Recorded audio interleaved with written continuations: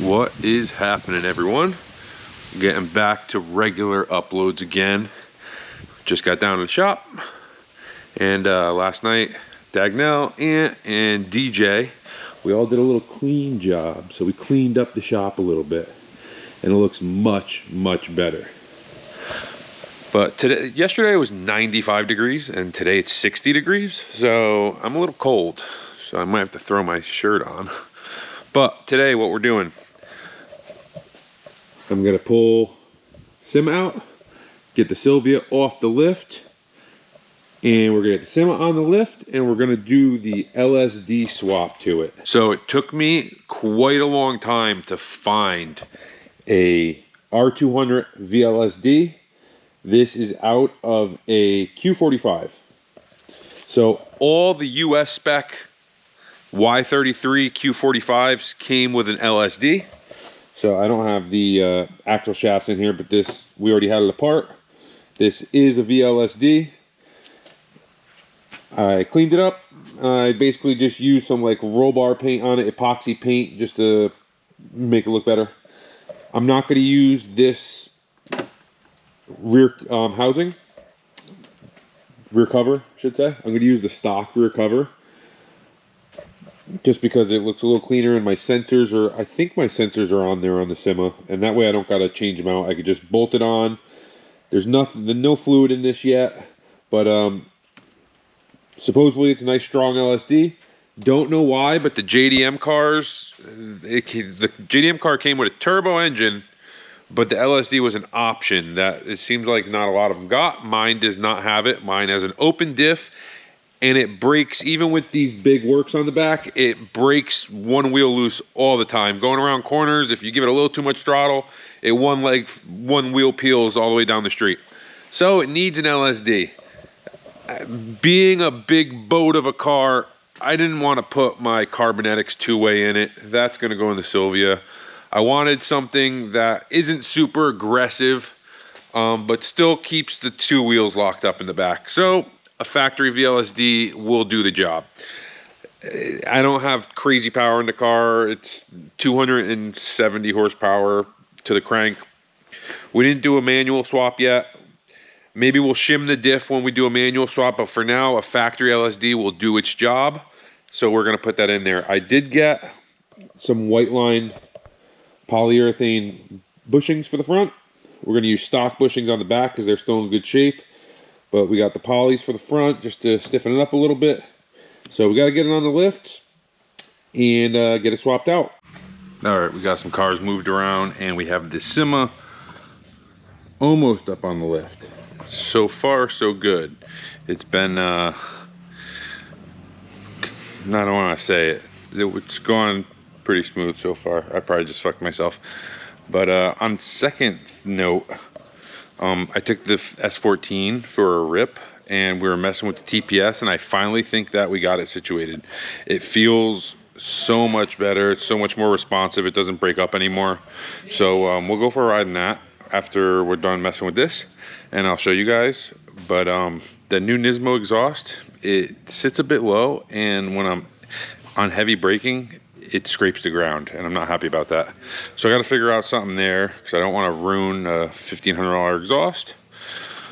But yeah, I'm stoked that it actually runs awesome. It feels super good for an NASR. This does not look like it's going to be as straightforward as we thought.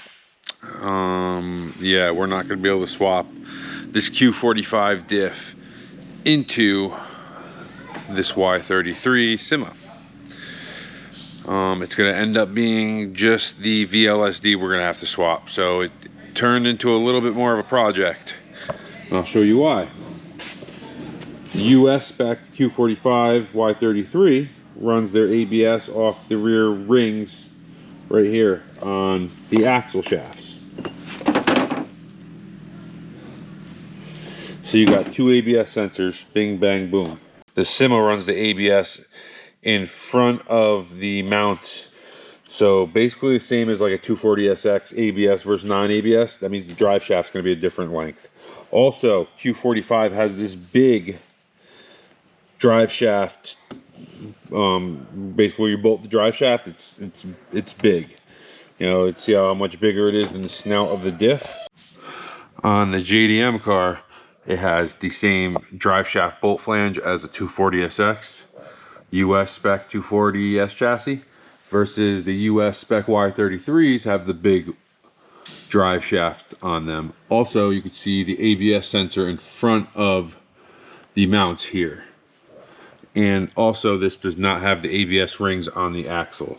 So this is more of like an S chassis setup in the JDM Y33. So what I'm gonna have to do is pull this differential out, and I'm just gonna swap the LSD into this pumpkin. All right, a little movie magic later, and me and Dagnell have the diff out of the Cima. No more diff. And for some reason there was gear oil in the axle. We don't know why. It shouldn't be in there, but it was. Everything looks to be in good shape, so whether somebody put it in there or what, no idea, but there was diff fluid in there. Probably gonna do something about this exhaust at the same time too. I don't think I'm gonna put this back on the car. We're gonna do something a little special on it, but now we have both diffs out here on the bench, and you can see how they are different. So this is US spec Q45 Y33, or so I'm told. That's what I supposedly bought it out of. But we don't know for a fact that is actually what it is. It is a vlsd, but it doesn't have the sensor there. So that means the drive shaft's gonna be a different length, just like the 240s are. And also the ABS is on the rear of this one. I don't have the ABS rings or anything on this. So the only option that leaves us with is to swap the internals. So we're gonna take the vlsd out of that one and put it in my original casing. All right, so we got, this is the LSD out of diff number 2, you can call it. We got all the matching shims going next to it. That is how it came out. Everything is together. And then we have the open differential right here, same deal. Shims are on the sides, they go along with each other, and the matching gear, ring gear, is right there. The gear ratios were different. So the one that came out of my Cima was a 3.9, so better than a 3.6. But yeah, that's we're gonna keep the 3.9 gearing, put it on the LSD, and slam it in this thing. Big thanks to Dagnell, because don't know how, but I blew my back out doing nothing, because that's my life. And I can't pick anything up anymore, so he's a big help right now.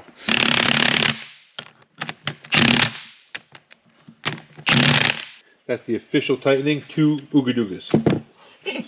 We got some red Loctite hiding down there.